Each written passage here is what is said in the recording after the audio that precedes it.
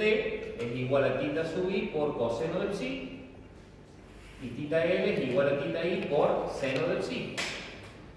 Tita T va a ser siempre perpendicular a la excitación, tita L va a poder estar en fase o en contrafase. Magnetizar o desmagnetizar, pero va a usar el mismo camino.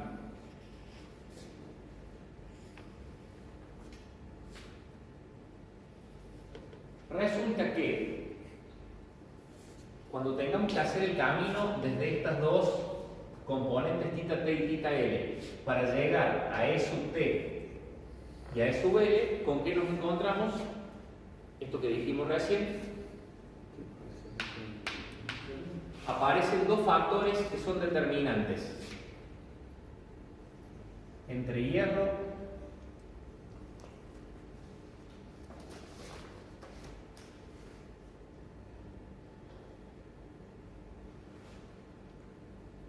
y saturación.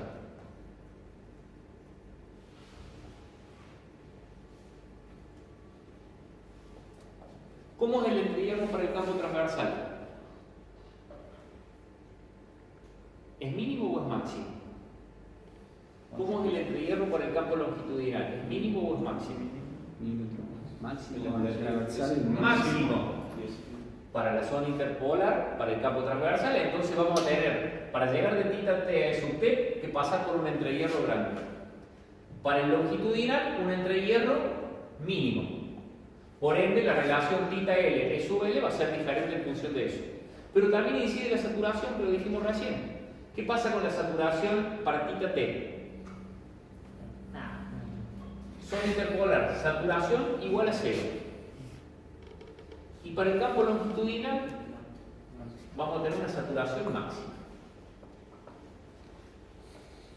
Entonces, olvidándonos en principio del efecto de saturación, tenemos que ver cómo corregimos el tema del entrehierro. ¿Por qué? Porque en realidad, para llegar desde tita sub T a E sub T, debemos pasar por acá, por la inducción B sub T y por la inducción B sub L.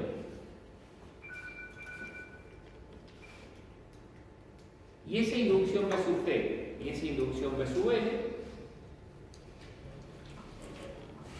son proporcionales al flujo phi sub T y proporcionales al flujo phi sub L. ¿Se acuerdan cuando vimos flujo por unidad de longitud axial de la máquina? ¿Qué era el flujo por unidad de longitud axial de la máquina? El flujo producido por un polo dividido la longitud de la máquina en centímetros o en metros, en unidad de longitud axialmente. Y veíamos que ese flujo era proporcional al área cubierta por la onda de inducción. Por ende, si yo puedo representar la inducción transversal en función de alfa y la inducción longitudinal en función de alfa, el área cubierta por esas ondas de inducción es proporcional a los flujos. Y una vez que tengo los flujos, ¿qué hago? Los introduzco a la fórmula de la fuerza electromotriz y calculo la E sub T y la E sub L. Pero primero debo tener los flujos. Para tener los flujos debo tener las inducciones. Y las inducciones son las que se ven afectadas por el entrehierro y por la saturación. Entonces la inducción es clave para nosotros saber cómo se va a comportar. Y por eso vamos a hacer el recálculo de los amperios vuelta longitudinales.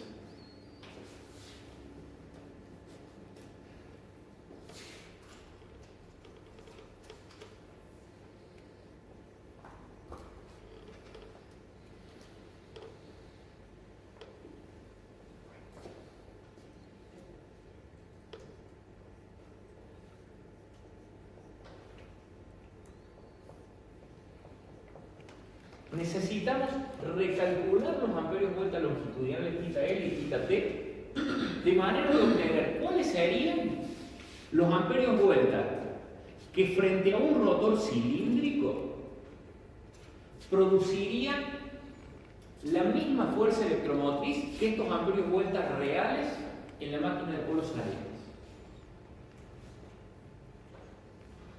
¿Se entiende lo que queremos hacer? Dentro de la máquina de polos salientes, estos tita T y tita L reales producen diferentes valores de sub T y sub L a causa del entrehierro y de la saturación. ¿Qué queremos queremos hacer? Prescindir de esa distorsión producida por el entrehierro y recalcularlo de manera de obtener unos nuevos tita L y tita T, a los que le vamos a llamar tita L' y tita T', que internamente consideren el efecto de los entrehierros variables, o máximos y mínimos, entrehierros no uniformes en realidad,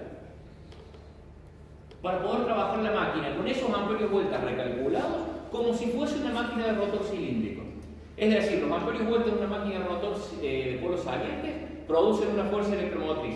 Vamos a buscar cuáles serían los amperios vueltas diferentes que en una máquina de rotor cilíndrico producirían la misma fuerza electromotriz. Y para eso viene lo del recálculo de los amperios vueltas. A ver si ahora lo entendemos o si lo terminamos de desentender. Esto es lo que pasa en la máquina de polos salientes para los amperios vueltas longitudinales. Los amperios vueltas longitudinales son estos de amplitud tita L, que frente al polo sur, que tenemos dibujado acá, tienen polaridad norte. Y que frente al polo norte que tenemos acá, tienen polaridad sur. ¿Qué tipo de carga está teniendo esa máquina? Inductiva pura. ¿Por qué? Porque cuando frente al polo sur tendríamos un semiciclo negativo de campo de excitación, tenemos uno positivo de la reacción. Está en contrafase. Hemos supuesto carga inductiva pura.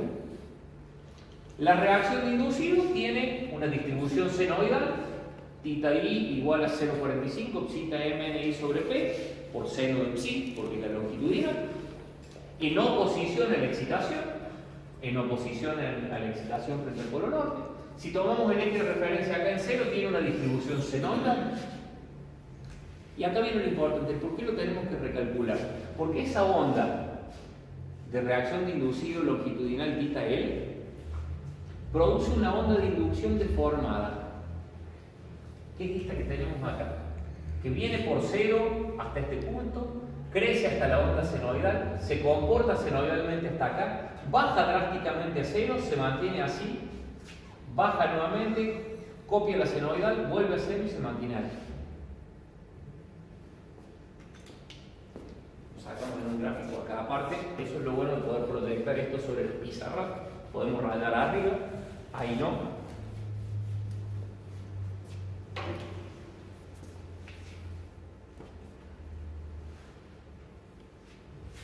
Polo, sur acá, norte acá. Para los dos polos en esa posición y corriente inductiva pura, el campo longitudinal se ubica en esta posición. Esto es el tita sub L,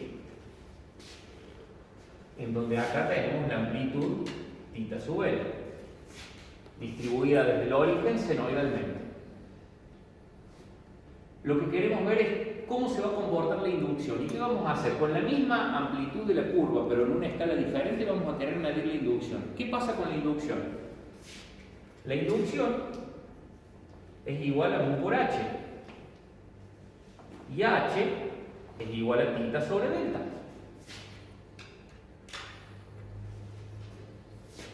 Tita, desde 0 y hasta esta posición, tiene valores relativamente bajos. ¿Y cuánto vale el entrehierro en esta zona? Máximo. Es máximo, muy grande. Entonces esa relación tita sobre delta multiplicado por mu me lleva a una inducción igual a 0. Desde este punto hasta este punto, entre el polo sur y el polo norte, donde tenemos pequeños amperios vuelta y pequeños amperios vuelta negativos y máximo entrehierro, la inducción también es 0. Y cuando llegamos a la acción del polo, ahí sí crece rápidamente y se comporta copiando la onda de amperio vuelta. Entonces, en realidad, ¿qué tenemos? La onda de color negro es tita L en función de alfa, y la onda de color azul es B sub L en función de alfa.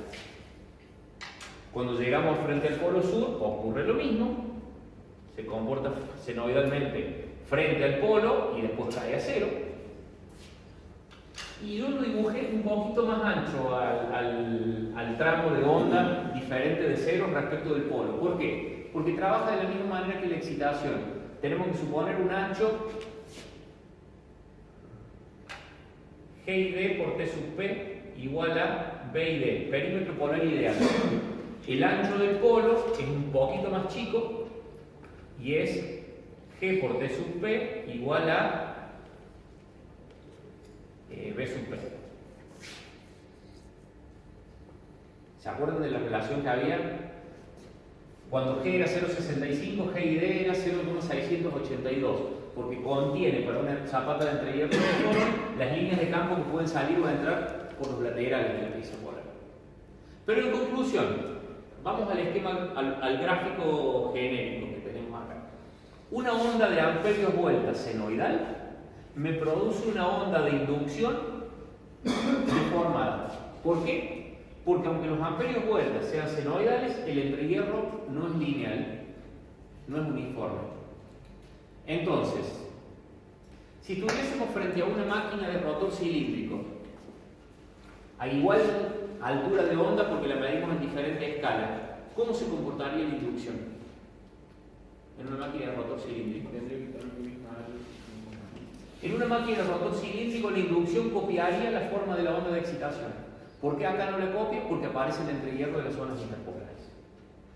Entonces, igual la cantidad de amperios vuelta en una máquina de polos salientes me produce una onda de inducción que cubre menos área. En la de rotor cilíndrico cubriría toda la sinusoide, acá cubre solo la parte central. Si la inducción es menor, ¿qué pasa con el flujo? Flujo es igual a B por área de pasaje T sub P por L y D. Si perdí inducción a causa de perder estas partes de la onda de amperios vuelta, ¿qué pasa con el flujo? Disminuye. ¿Y qué pasa con E? Es 4,44 zeta Fn por el flujo. Disminuye la fuerza electromotriz. ¿Por qué? Por el efecto de las zonas interpolares. Entonces lo queremos cuantificar eso. ¿Qué es lo que vamos a hacer? Para poder cuantificarlo y trabajar como si la máquina fuese de rotor cilíndrico, vamos a buscar una onda de amperios vueltas recalculados que produzca el mismo flujo que esta onda de inducción deformada, pero que la podamos suponer senoidal pura y que la podamos trabajar fasorialmente. Entonces vamos a obtener una onda que va a tener esa amplitud, que se va a llamar θ L', que va a cubrir la misma onda, la misma área que la onda deformada de inducción, y por ende, en la escala apropiada, va a ser la representación de los amperios vueltas recalculados, que en una máquina de rotor cilíndrico producirían el mismo flujo que los θ L en la máquina de polos salientes. ¿Por qué? Porque en la máquina de rotor cilíndrico dejamos de tener el problema de las zonas interpolares. Y ese es el recálculo que queremos hacer. Entonces, ¿por qué frente a los polos la onda de inducción copia la forma de la excitación? Porque tenemos el mínimo entrehierro y es uniforme, para este caso que estamos representando. ¿Por qué fuera del alcance de los polos la inducción cae a cero? Porque tenemos mínima cantidad de amperios vuelta y máximo entrehierro. Eso es para tenerlo en cuenta para cuando lleguemos al campo transversal dentro de un rato. Conclusión, tenemos esta representación y le vamos a aplicar Fourier. Fourier para onda impar, en donde tenemos la semionda que entre 0 y alfa 1 está en 0, que entre alfa 2 y pi está en 0 y que entre alfa 1 y alfa 2 se comporta senoidalmente. Le vamos a aplicar Fourier a esa onda deformada. Entre 0 y alfa 1 vale 0, entre alfa 1 y alfa 2 vale θ L por seno de alfa, entre alfa 2 y pi vale 0. Los límites de integración, ¿qué son? Alfa 1 y alfa 2, y acá le ponemos nombre. Tratemos de analizar qué son esos límites de integración que estamos indicando ahí.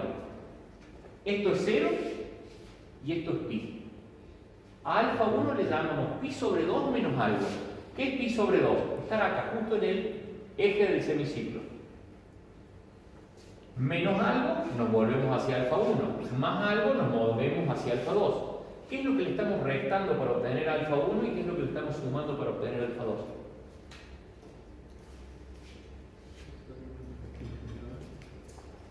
Le estamos restando y sumando G y D por pi sobre 2. G y D, esto que habíamos puesto acá, perímetro polar relativo ideal, por pi, que en radianes es equivalente a T sub P en centímetros. Es decir, al eje del semiciclo le estamos restando la mitad de esto y nos movemos hacia la izquierda, le sumamos la mitad de eso y nos movemos hacia la derecha. Entonces, alfa 1 y alfa 2 son un cuarto de ciclo menos medio perímetro polar ideal, un cuarto de ciclo más medio perímetro polar ideal. Por eso, G y D por pi sobre 2. Y ahí tenemos la coordenada geométrica de cada uno de los dos puntos, alfa 1 y alfa 2. Entonces, ¿para qué marcamos esto? Para integrar por tramos nuestra onda. ¿Cuánto va a valer la integral entre 0 y alfa 1 y entre 0 y alfa 2? 0, porque la onda vale 0. Y entre alfa 1 y alfa 2, la onda se comporta senoidalmente y por Fourier a su vez va multiplicada por seno de alfa, por trabajar con una onda impar. Entonces nos vamos a encontrar con esto. Entre alfa 1 y alfa 2 va a ser θ L por seno cuadrado de alfa. Entre 0 y alfa 1 es 0, entre alfa 2 y pi es 0. Seno cuadrado de alfa, 1 medio de 1 menos coseno de 2 alfa.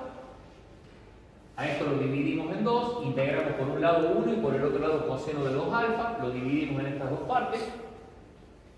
¿Y a qué nos lleva? Que si reemplazamos los límites de integración, θ L'. ¿Quién es θ L'? La amplitud de la onda de amperios vueltas recalculada que tendríamos en una máquina de polos salientes que cubre la misma área que la onda deformada de inducción. Es igual a θ L. ¿Quién es θ L? La amplitud de los amperios vueltas reales que tenemos en la máquina de polos salientes, multiplicada por una constante, por G y D por pi, más seno de G y D por pi dividido pi.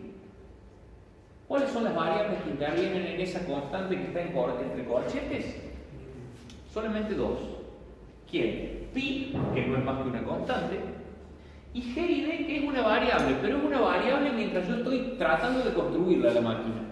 Cuando la construí, G y D no cambia más. ¿Por qué? Porque es el perímetro polar relativo ideal. Si construí una máquina de perímetro polar 0,65 de T sub P, el G y D va a ser 0,682 si es de rotor cilíndrico de entrehierro uniforme, y no cambia más. Entonces, una vez que la construí, el G y D no varía. Entonces, esto se transformó automáticamente en una constante. La amplitud recalculada θ L' de los amperios vueltas perfectamente senoidales que tendríamos en una máquina de rotor cilíndrico que produzca la misma FEM es igual a la que tenemos en la máquina de polos salientes multiplicada por ese corte. Este desarrollo en el apunte está hecho de punta a punta con todas las identidades trigonométricas que nos permiten hacer las integrales de Fourier y todo eso. Es tema de examen, es tema de parcial. En el parcial no les pido todo el desarrollo que está en el apunte. El del apunte es porque algún día se ve que me sobró tiempo y me puse a desarrollarlo, me gustó, lo saqué en limpio y lo incorporé. Lo que les pido es esto.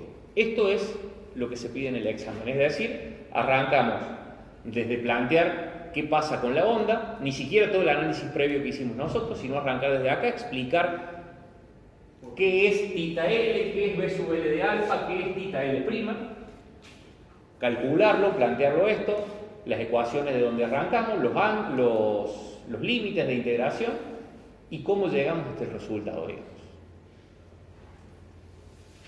En función de eso, acá terminaría campo de reacción diluido longitudinal, en esta conclusión. Si nosotros reemplazamos θ L, ¿por qué? Recién acá obtuvimos en el anterior θ L' igual a θ L por esta constante, que es el efecto recálculo. θ L, ¿a qué era igual según lo que vimos recién? Θ L es igual a θ I por seno de psi. Θ L es igual a θ I 0,45 zeta m n I sobre P por seno de psi. Reemplazamos este valor de los amperios vuelta reales de la máquina en esta expresión de los θ L' recalculados. Y nos llevan a esto. 0,45 psi ml sobre P por seno de psi, que es lo que teníamos recién, por la constante del recálculo. En donde si agrupamos el corchete con el 0,45 nos da un factor que se llama K sub L', que es el que entra de ahora en adelante a representar los θ L'. θ L' es K sub T', psi mni sobre P, seno de psi. ¿Qué es K sub T'? El producto de 0,45 por el corchete. En donde 0,45 es lo que teníamos en la máquina de rotor cilíndrico y el corchete es el componente de recálculo que aparece, el factor de recálculo que aparece para la máquina de polos salientes. ¿Qué es ese θ L'? Es el valor máximo de la sinusoide de amperios vueltas longitudinales que reemplaza la curva de inducción deformada, porque lo hemos sacado por Fourier de la onda deformada de inducción, pero medida en escala de amperios vueltas, porque hemos calculado amperios vueltas, no Gauss, no Tesla, como si el entrehierro fuese uniforme, es decir, nos permite de ahora en adelante trabajar con los θ L' en una máquina de rotor cilíndrico ficticia. ¿Por qué es válido este análisis? Porque esa θ L' en una máquina de rotor cilíndrico produciría el mismo flujo que la inducción deformada de los polos salientes. Al producir el mismo flujo, produce la misma fuerza electromotriz.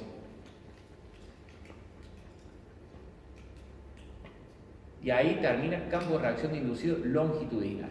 Y viene una complicación extra, el transversal. ¿Qué pasa con el componente transversal de esos θ L? De esos θ. Recién dijimos, en nuestra máquina siempre vamos a tener θ I. Los θ I podrán estar a 90 grados de la excitación y van a ser puramente transversales. Podrán estar en fase o en contrafase y van a ser longitudinales. O podrán estar en una condición intermedia y tener ambas componentes. Hemos estudiado el θ L. Ahora tenemos que estudiar el θ T. El θ T está a 90 grados del θ L.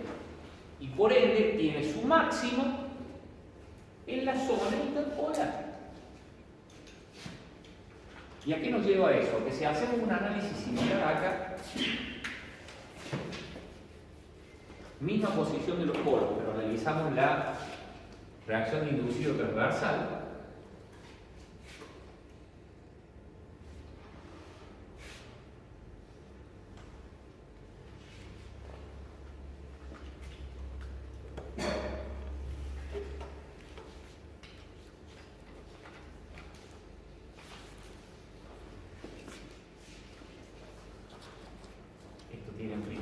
sub t, por ende estos son los θ sub t de alfa, la distribución.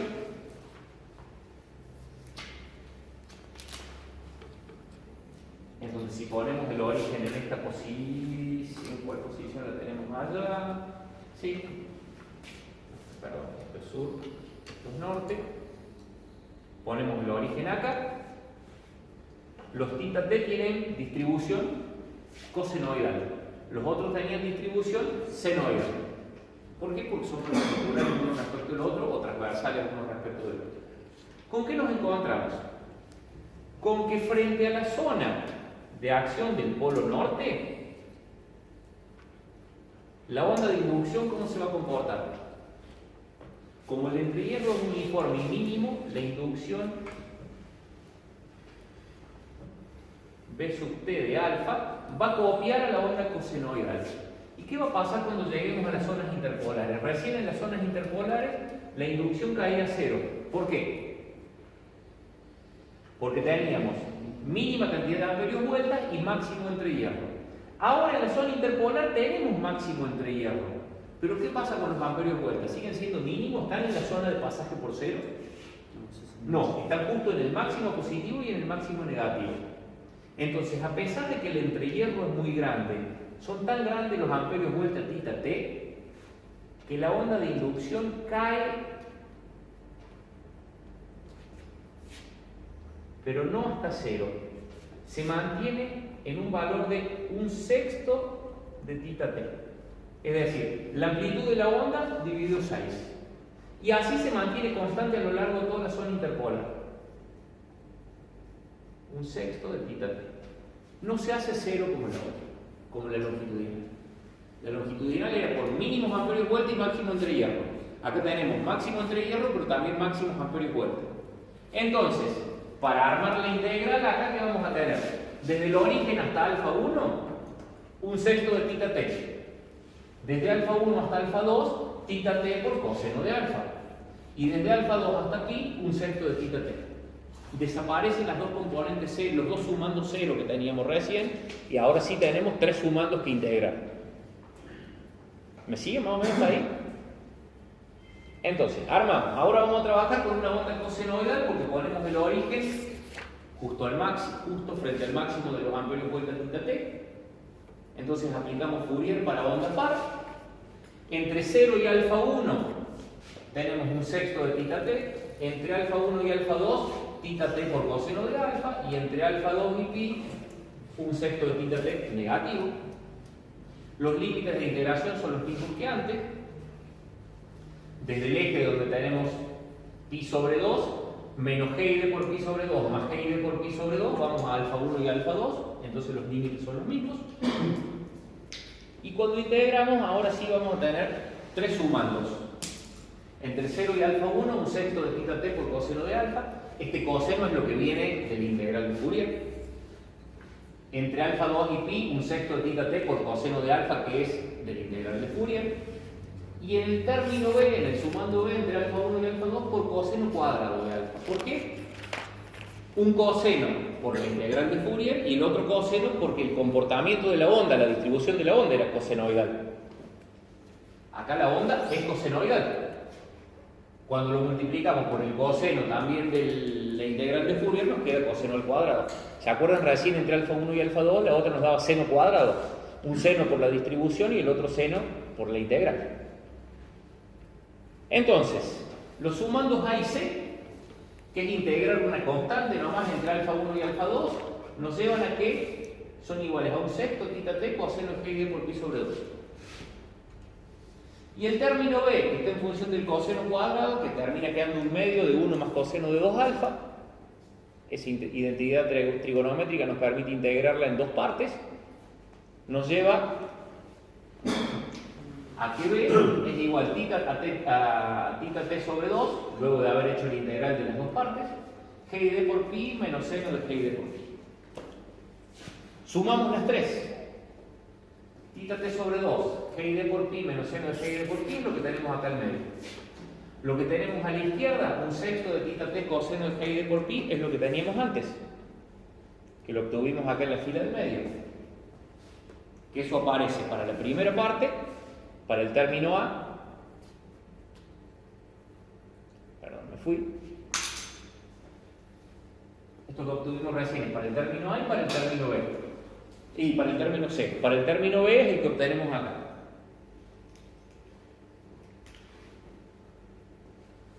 Si agrupamos todo eso, nos queda que θ t' es igual a θ t por este enorme corchete que contiene todo. En donde, si bien es más complicado que el del campo longitudinal, está en función de pi y de GID, de los mismos factores que intervenían en el campo, en el cálculo del θ L'. ¿Y qué es lo que acabamos de obtener acá? ¿Qué es ese θ t'?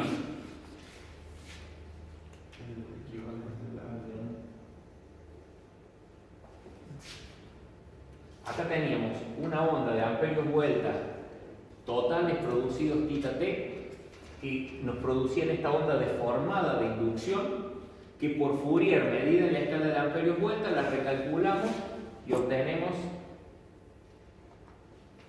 esto, θ t', que distribuidos de manera perfectamente senoidal en una máquina de rotor cilíndrico producirían el mismo flujo que la onda de inducción deformada de la máquina de polos salientes. Entonces nos permite obtener la misma fuerza electromotriz, pero olvidándonos de que tenemos entre hierros no uniformes a causa de que se trata de una máquina de polos salientes. Entonces, son los amperios vuelta transversales recalculados para trabajar como si estuviésemos en una máquina de polos salientes, esta vez para el caso transversal. Recordando que θ t, de la misma manera que hicimos con θ L, θ t es igual a 0,45 zeta m n i sobre p por coseno de psi, reemplazamos esos θ t acá y nos encontramos con esto. Con que θ t, esa expresión que expusimos allá, multiplicada por el corchete, en donde 0,45 por el corchete pasa a ser ese K sub t', que nos lleva a los θ t', K sub t' psi mn sobre p, coseno de psi, que son el valor máximo de la sinusoide de amperios vuelta de reacción de inducido transversal, recalculada a partir de la onda de inducción, medida en la escala de amperios vuelta, que en una máquina de rotor cilíndrico produciría la misma FEM que los θ t reales en la máquina de polos salientes. Y por ende lo podemos trabajar como magnitudes puramente senoidales o cosenoidales. Equivalentes ambas porque producen el mismo flujo. Es decir, la onda θ t' perfectamente senoidal cubre la misma onda, la misma área que la onda azul deformada de inducción. Por ende, si cubren la misma área, tienen el mismo valor medio. Si tienen el mismo valor medio, producen la misma fuerza electromotriz. Y había una más. Las ondas de inducción cubrían un área proporcional al flujo producidas por ellas. Si la onda deformada de inducción y la onda recalculada de amperios vuelta tienen la misma área, ¿qué quiere decir? Producen el mismo flujo. Cuando ese flujo igual lo metemos en la fórmula de fuerza electromotriz, da la misma fuerza electromotriz.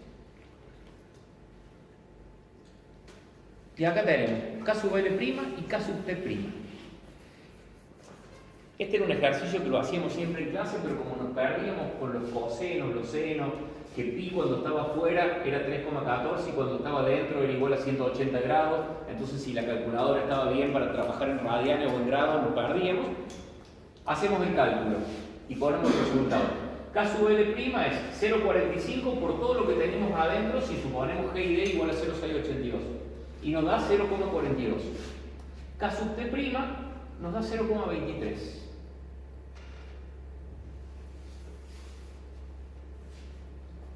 ¿Por qué daban diferentes? Y por la entrehierro, ¿no? Por el efecto que produce el entrehierro sobre las ondas de inducción en el campo longitudinal y en el transversal. ¿Qué ocurre? ¿Dónde me quito más área el entrehierro? ¿En el longitudinal o en el transversal? En el transversal. Para un polo, acá el entrehierro me quito esta parte de inducción o de flujo y esta parte de flujo. Para un polo, ¿cuánto me quito acá? Todo esto. Para igual cantidad de amperios vuelta, me reduce mucho más la inducción del campo transversal que del campo longitudinal el efecto del entrehierro. Entonces, fíjense, para el mismo G y D,